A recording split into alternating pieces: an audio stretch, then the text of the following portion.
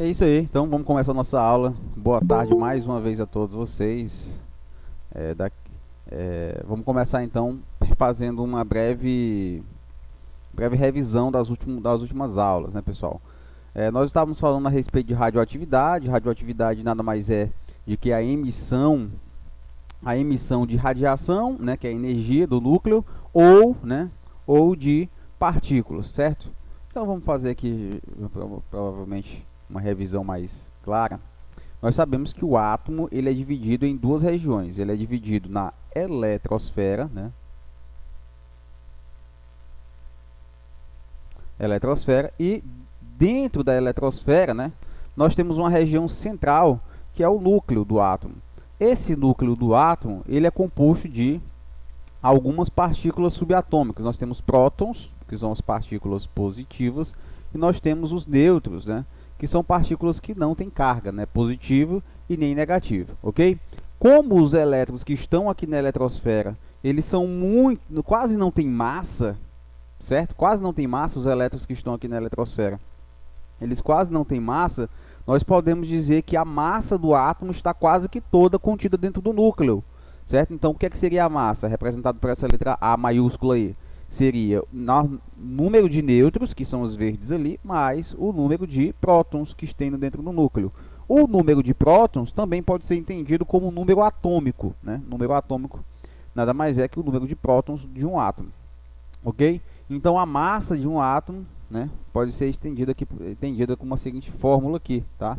É o número de prótons, né, ou o número atômico, mais o número de nêutrons. Neste caso aqui, qual seria a massa do átomo? Ah, professor, vai ser 1 próton, 2, 3, 4, 5 prótons, né? 5 mais quantos nêutrons? 1, 2, 3, 4, 5 também. Então, vai ser 5 mais 5, logo, a massa desse átomo, que seria 10, certo? 10 o que, professor? 10 unidades de massa atômica, 10 U. Ok? Beleza. Então já sabemos que toda a massa de um átomo está dentro do núcleo. Beleza. E o que mais, professor, que o senhor pode falar para a gente a respeito do núcleo do átomo? Outra coisa bastante relevante para ser dita em relação ao núcleo do átomo é que as partículas positivas, né, como ele é uma região muito pequena, o núcleo do átomo é uma região muito pequena, e dentro dessa região muito pequena tem partículas que não se suportam. Por exemplo, dois prótons não querem ficar perto um do outro. Então, esse próton aqui tende a se afastar o máximo possível, né? Deixa eu botar aqui outra cor. Tende a se afastar o máximo possível de outro próton, tá? Então, esses prótons, na verdade, eles estão tentando sair de dentro do núcleo. Então, essa tentativa de fuga dos prótons, essa causa o que nós chamamos de instabilidade, certo? Instabilidade é o contrário de estabilidade. Esse núcleo ele é instável, ou seja, a qualquer momento ele pode se desfazer, certo? É óbvio que quanto mais cargas positivas no núcleo, maior vai ser a instabilidade. Átomos que são instáveis, tá? Átomos que são instáveis, eles são chamados de átomos radioativos, tá? Por quê, professor?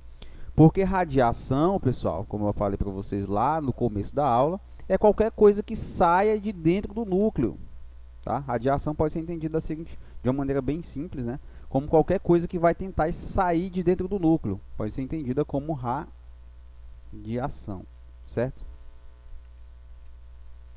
Radiação. A radiação pode ser dividida em duas partes. Ou ela é uma partícula, né? E aí as principais partículas emitidas por um átomo são as partículas beta, né? Deixa eu botar aqui melhor. As partículas beta e as partículas alfa, certo? E pode ser, né, também gerada por meio de energia, né? Energia, que principalmente a radiação gama, tá? Então as principais partículas e radiação emitida por um átomo, né, são as partículas alfa e beta e a energia ou radiação, né, gama. Certo, pessoal? E na última aula, nós também falamos como é que nós podemos representar o núcleo do átomo, tá? O núcleo do átomo. Vamos pegar esse elemento aqui que eu vou chamar ele de elemento X, né? Elemento X. e vamos tentar fazer a representação do núcleo desse átomo. Beleza, professor, vamos lá então. Então, o elemento X tem um símbolo X e ele vai ter duas posições que nós vamos ter que utilizar. A posição aqui no canto superior direito e a posição aqui no canto inferior esquerdo, tá? O que é que vem aqui no canto superior direito, professor? A massa do átomo. Qual é que vem aqui no canto inferior esquerdo, professor? O número de prótons, certo? No núcleo. Logo, qual é o número de quantas cargas positivas esse átomo tem agora, pessoal? Depois que eu desenhei. Tinha, ó. Então, vai lá. 1, 2, 3, 4, 5, 6, 7. Então, o número atômico dele é igual a 7. E quantos nêutrons ele tem ali? Ah, pessoal, tem 5, né? Então, você vai somar. 5 mais 7 igual a quanto? Igual a 12. Então, a massa dele é igual a 12, tá? Então, a representação desse átomo seria, né, o nuclídeo aqui, né? Seria X, né? 7 com 7 prótons e 12 de massa, tá? 12 de massa. Isso aqui seria uma representação do nuclídeo. E na última aula nós estávamos vendo o que é que acontece com o átomo, certo? Quando ele emite uma partícula alfa. O que é que acontece com o número atômico de um átomo quando ele emite uma partícula alfa? O que é que acontece com o número de massa? Veja bem, aqui nós temos a representação de um nuclídeo, né? Ele tem o seu número atômico e a sua massa, beleza. Só que o que vai acontecer? Este nuclídeo, esse átomo, esse núcleo do átomo, ele vai emitir uma partícula alfa, tá? Ele vai emitir uma partícula alfa. O que é que vai acontecer?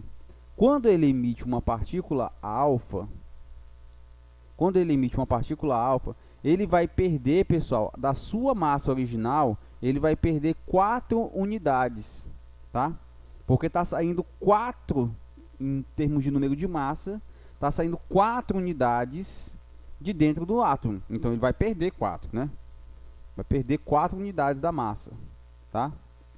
E em relação ao número de nêutrons, aliás, em relação ao número de prótons, ele vai perder quanto? Vai perder 2 unidades. Então, da massa original, vai perder 2. Então, vamos pegar aqui, vamos supor que eu tenho lá na minha tabela periódica, sei lá, o átomo de sódio, tá? O átomo de sódio, que tem massa, se eu não estou me enganado, 23, e o número atômico igual a 11, tá? Vamos pegar este átomo aí.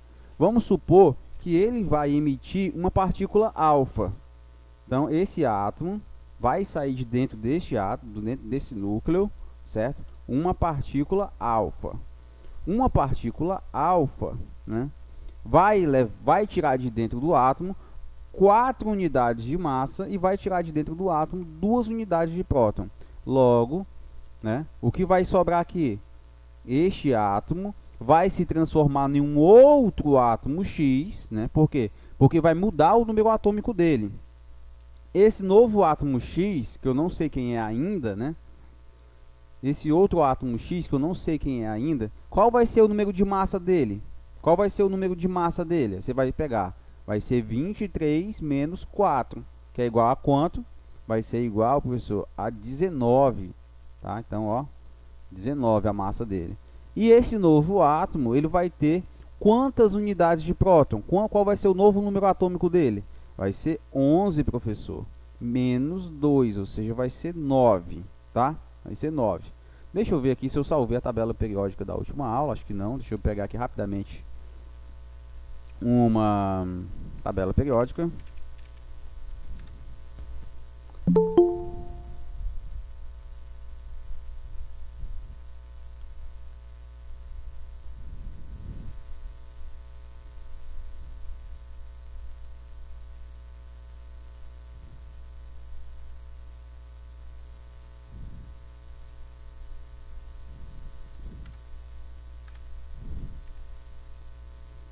Pronto, aqui estamos aqui com a tabela periódica.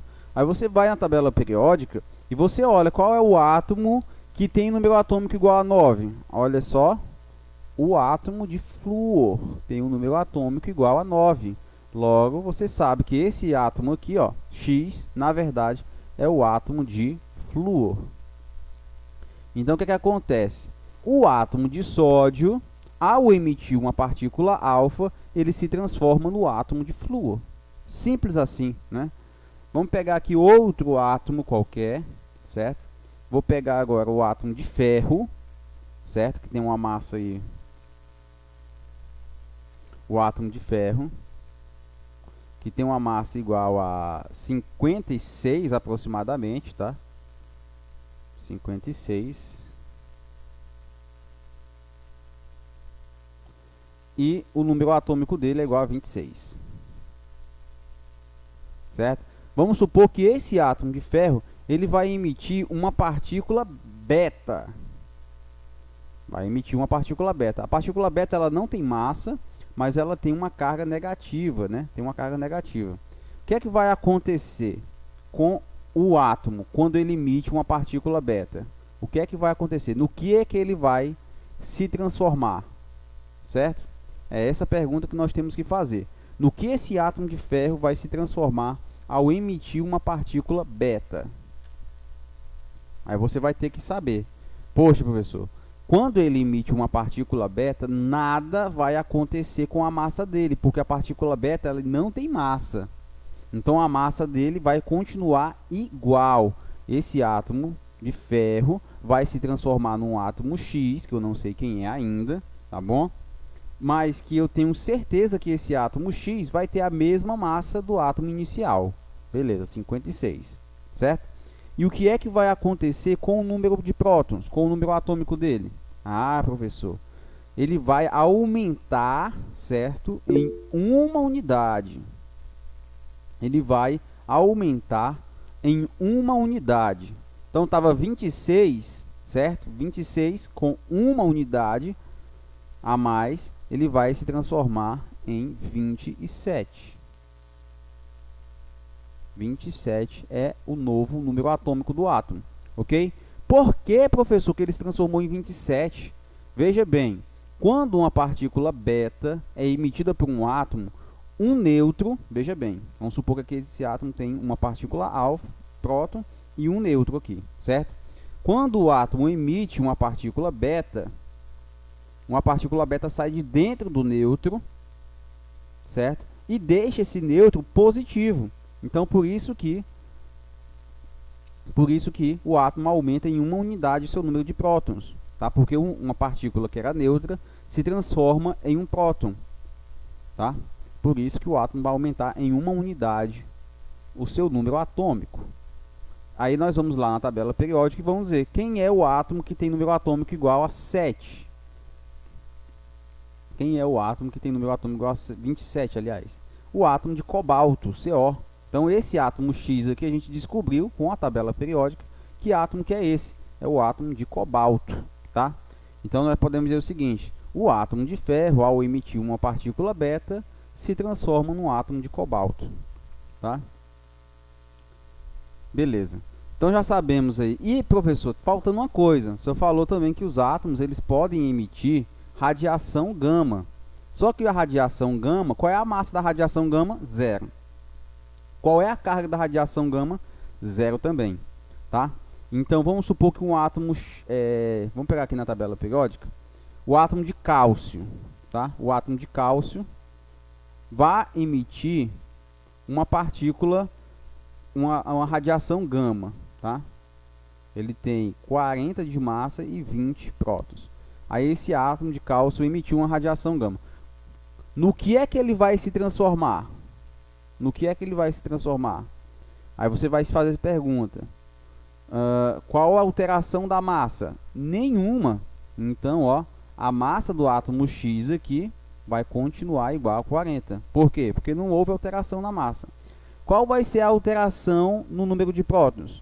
Também nenhuma. Então, vai continuar com 20. Logo, o átomo que nós temos aqui é o mesmo átomo de cálcio. Então, um átomo, ao emitir somente radiação gama, tá? Ele não vai sofrer alteração nem no seu número de massa e nem no seu número de prótons. Logo, ele vai permanecer inalterado. O que ele está emitindo então, professor? Apenas energia. Está emitindo apenas energia, tá bom? Beleza então, professor. Certo, aqui nós temos um equipamento, na ilustração de equipamento, onde ele faz essa distinção dos principais tipos de radiação emitida por um átomo. Se coloca aqui dentro dessa caixa de chumbo um material radioativo, um átomo que é instável, certo, por natureza, e aí ele está emitindo todos os tipos de radiação. Essas radiações elas podem ser separadas aqui, ó, certo? Podem ser separadas por meio de um equipamento polar de placas eletrizadas, tá? Então nós vamos separar as partículas beta, radiação gama e as partículas alfa, tá? Que podem ser separadas aí como os principais tipos de radiação emitidos por um átomo. Outra coisa que nós falamos também nas aulas passadas é a respeito do grau de penetração dessas partículas. As partículas alfa, elas têm um baixo grau de penetração, elas não atravessam nem papel. As partículas beta, elas já têm a capacidade de atravessar o papel, e o corpo humano, sendo barrado aí por madeiras e alguns tipos de roupa mais pesado, roupas de frio, tá? E já a radiação gama, como ela é uma radiação que é puramente energia, né, ela tem a capacidade de atravessar o corpo humano, roupas e madeiras. Ela só vai realmente ficar barrada, né, em placas de chumbo, certo? Ou uma parede feita com reforçada aí com chumbo, tá? Concreto e chumbo. Beleza, professor. Aqui nós temos uma música do Bob Marley, onde ele tem um pedaço da música dele que fala Have no fear, né? Aqui, ó. Have no fear for atomic energy, cause none of them can stop the time. Então, ele está falando, não tenha medo da energia, porque eles não podem parar o tempo. Só que o tempo parou quando foi usado, né? É uma metáfora, obviamente, que nós temos a figura de um relógio completamente destruído por meio do efeito da bomba atômica, ou seja, da energia nuclear, certo? Vocês sabem, estudando história, que no final da Segunda Guerra Mundial, os Estados Unidos pegam o Japão já derrotado, né, já entregue completamente, já tinha sido decretado o fim da guerra, e eles vão lá para demonstrar a sua força, o seu conhecimento, o seu poderio militar. Eles lançam nas cidades de Hiroshima e Nagasaki uma bomba atômica em cada cidade, né, destruindo aqueles locais, causando aí alguns efeitos devastadores, né, pessoal? Quando uma bomba é lançada numa cidade, uma bomba atômica, né, vamos supor que temos uma cidade, ok? E aí é lançado aqui uma bomba atômica, tem um efeito devastador nessa região, né? Liberação de energia, destruindo prédios, edifícios, queimando tudo, certo? E as pessoas que estão mais distantes ainda sofrem, tá, pessoal, com o efeito da radiação liberado por essas bombas, tá? Que chegam ainda mais longe do que os efeitos destrutivos da bomba. Certo, professor? Muitas pessoas morreram porque estavam perto da explosão, certo? Mas outras pessoas que estavam um pouco mais afastadas também receberam radiação, né? E o que é que essa radiação pode causar? Essa radiação pode interagir com o DNA das pessoas, certo? Causando mutações, né? Ah, professor, então é bom, né? Porque a gente vai virar o mutante lá do X-Men, que é bom, né? A gente vai ganhar poder. Não, as mutações são maléficas, na verdade, para o nosso... Essas mutações causadas por um bombardeio de energia nuclear, radioativa, são maléficas, porque geralmente elas vão causar doenças, né? Como câncer, vão causar também malformações dos bebês da próxima geração, enfim, certo? Essas mutações não são benéficas, tá? Então aqui alguns efeitos, queimaduras na pele, quem estava próximo, né? Sem contar os efeitos de radiação. Essa mulher pode ter sobrevivido, mas ela pode, por exemplo, depois de alguns anos ter morrido de câncer, ok? E aqui está uma foto, né, da bomba atômica sendo acionada. Aqui nós temos a fotografia dela também, da bomba, certo? Certo, mas nem só de coisas ruins vive a energia nuclear, né, pessoal? Como nós podemos perceber, a energia nuclear, elas também podem ser capturadas para gerar energia elétrica doméstica, né? Exatamente, essa energia que você usa aí para carregar seu celular pode ser gerada a partir de reatores nucleares, certo? Nós sabemos que para gerar a energia, principalmente aqui no Brasil, se usa as termoelétricas, né? Termoelétricas não, usam-se as usinas hidroelétricas, né? De quê? De água, né, pessoal? Hidro de água. Então nós temos ali geralmente um rio, né? Pessoal, nós temos aqui um rio normal, onde nós temos a água. O que é que faz? Se constrói num determinado ponto desse rio uma represa, né? Uma represa onde vai captar muita água, certo? Em determinadas regiões dessa represa se faz correntes de água. Essas correntes de água, elas são capazes de mover turbinas, e essas turbinas, né, que ficam colocadas aqui, essas turbinas, elas ao girarem, vão gerar energia elétrica, que vão para casa de vocês, certo? Mas aí tem a preocupação ambiental, tem a questão da estiagem, se não chover não tem energia, né? E aí tem esses alguns problemas. Aí vem como alternativa as usinas termoelétricas, que no Brasil tem bastante, mas uma outra alternativa também, né? Vem aí as usinas as usinas nucleares, né? Onde nós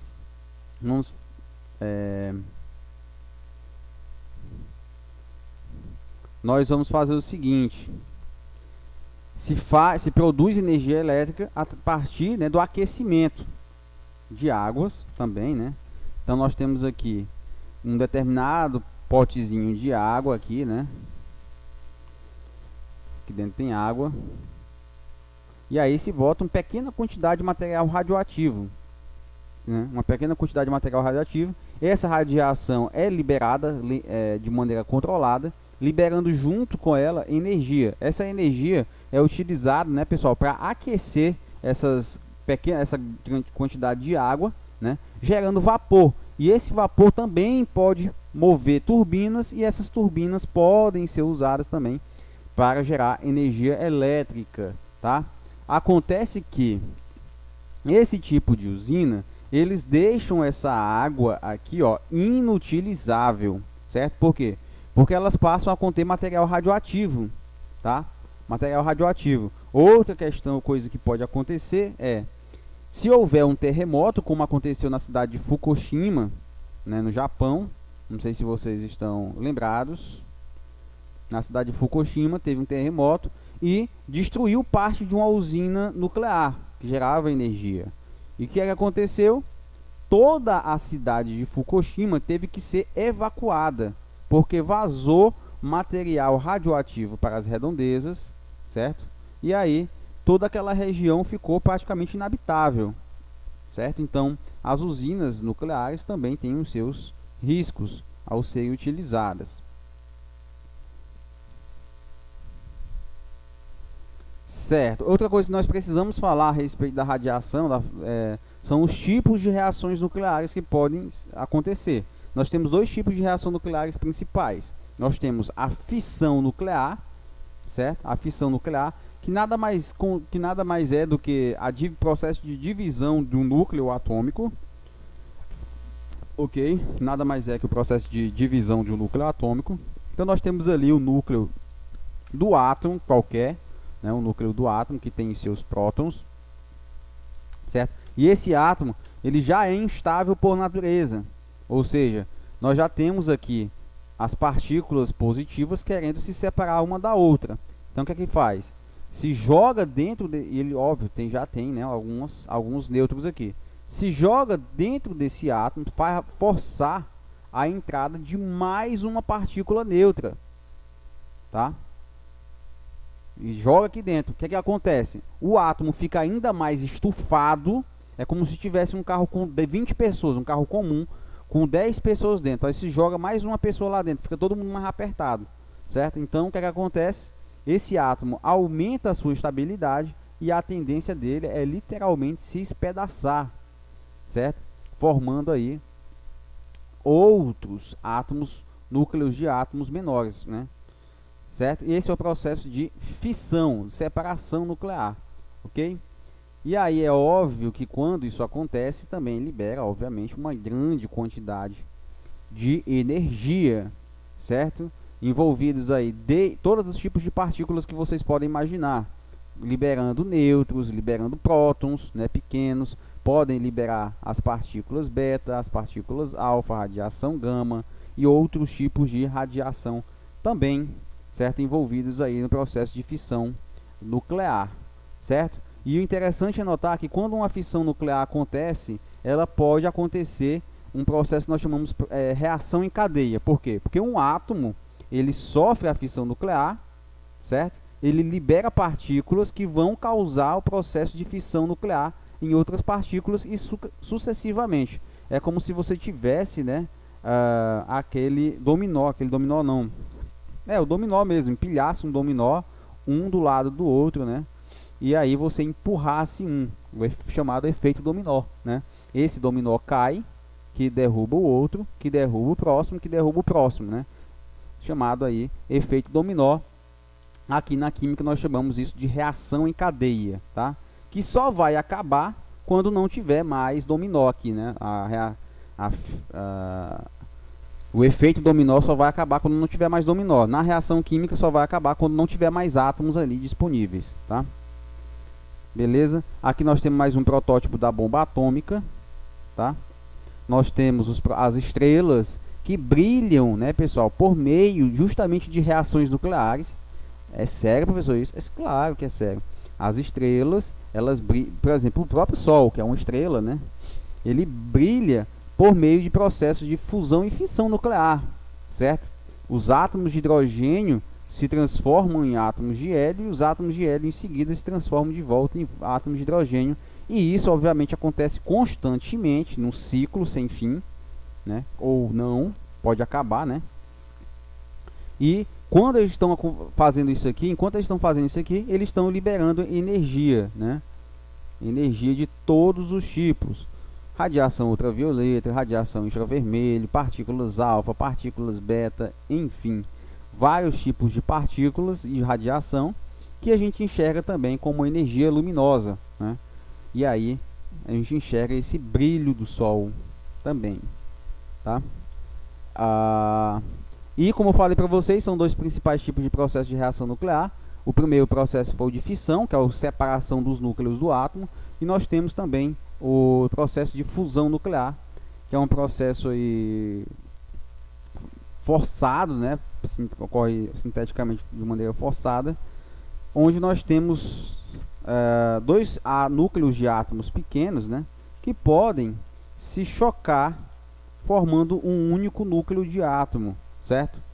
E aí um processo de fusão igual acontecia lá em Dragon Ball, né, formando o Vegito, o Gotenks, se vocês estão lembrados aí.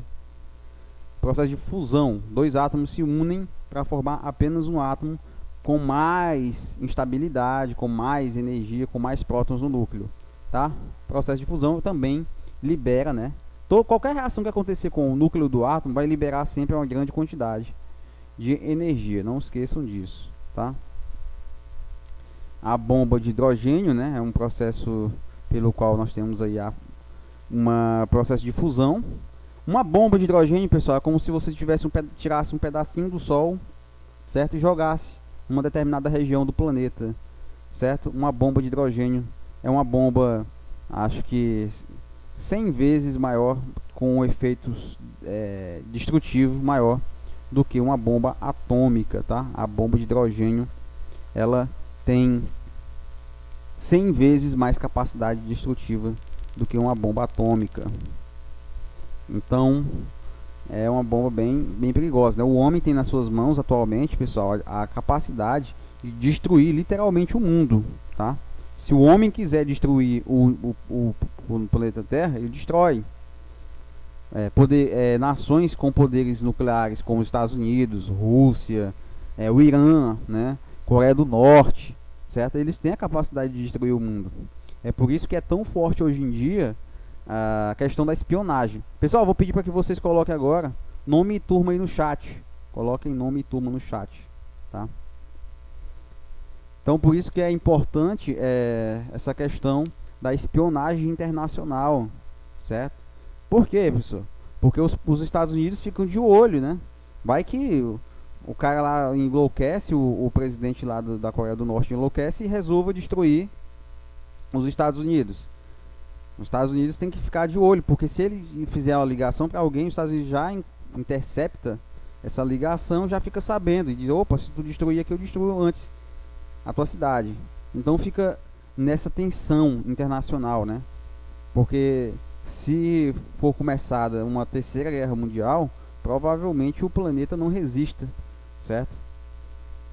Mesmo que seja entre Rússia e Estados Unidos, mas o planeta inteiro pode acabar, certo? Por causa do poder destrutivo dessas novas armas aí mais recentes, tá? Aqui nós temos as consequências, né, dessas bombas, a utilização dessas bombas. Aqui nós temos um equipamento, né? Esse detector aqui, pessoal, ele serve para detectar se uma determinada região, uma cidade, por exemplo, ela está emitindo muita radiação, tá? Então nós temos aqui esse equipamento aqui, que ele serve justamente para detectar se naquele ambiente, naquele local, está havendo muita radiação, certo? Aqui no Brasil nós temos algumas usinas nucleares, Rio Cristalino, Amorinópolis, né? As de Angra nos Estados Unidos são a mais conhecida, Angra 1 e Angra 2, as usinas nucleares. Aqui nós temos, antigamente, quando não se sabia que alguns metais eram radioativos, né, se usava em embalagens, tá, metais que são na verdade radioativos. E aí, com a descoberta disso daí, a gente passou a indicar metais mais seguros, como ferro, cobre, tá? Outra aplicação da radiação no nosso dia a dia, né, principalmente para arqueologia, é a questão da datação de artefatos históricos, como múmias, né? No corpo de árvores e no corpo humano de animais, né, existe uma quantidade de carbono 14, certo? Carbono 14. Esse carbono 14, ele decai para carbono 12. Só que ele faz isso um determinado tempo, tá? Ele leva um determinado tempo para acontecer. Então, vamos supor que a média de um determinado corpo seja de 50% de carbono 14. Depois que ele morre, essa quantidade de carbono 14 começa a diminuir, certo? E aí a gente usa o tempo, vamos supor que depois de vários anos, ele tem apenas 25%. Então tem como a gente fazer o cálculo aqui, certo? E mais ou menos em qual ano aquele indivíduo morreu, certo? Devido à quantidade de carbono 14. E ele decai como, professor? O carbono 14 se transforma no carbono 12 como? Por meio da emissão de radiações, tá? Aqui também os exames de tomografia, certo? São capturados imagens internas do corpo humano por meio da emissão de radiação. É por isso que você não pode fazer tomografia. Eu fiz 20 tomografias esse mês. Tá errado, tá? Por quê? Porque você está recebendo uma grande quantidade de radiação. E aí, eu fiz 20 raios-x aqui no meu dente para extrair. Tá errado também, certo? Você não pode ficar exposto por muito tempo, um período muito curto, a desses tipos de radiação, tá? Porque pode, como eu falei, causar câncer, ok? Era isso aí, pessoal. Vocês têm alguma dúvida em relação ao que foi exposto aí? Elisângela Souza. Alguma dúvida, Elisângela?